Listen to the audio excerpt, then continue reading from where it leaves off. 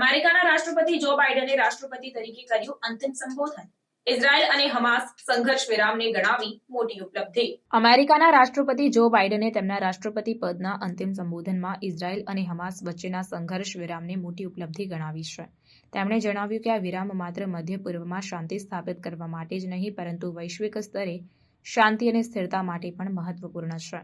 બાઇડને તેમના સંબોધનમાં જણાવ્યું કે આ સંઘર્ષ વિરામ એ અમારા માટે મોટી જીત છે. આ માત્ર યુદ્ધનો અંત નથી, પરંતુ શાંતિની નવી શરૂઆત છે. તેમણે ઉમેર્યું કે અમેરિકા હંમેશા શાંતિ અને ન્યાય માટે લડત આપશે. બાઇડને તેમના કાર્યકાળ દરમિયાન શાંતિ સ્થાપિત કરવા માટેના પ્રયાસોને કૂટનીતિની પ્રશંસા કરી. તેમણે કહ્યું કે આ સંઘર્ષ વિરામ એ અમારા કૂટનીતિક પ્રયાસોનું પરિણામ છે. અમે હંમેશા શાંતિ અને સમૃદ્ધિ માટે પ્રયત્નશીલ રહીશું.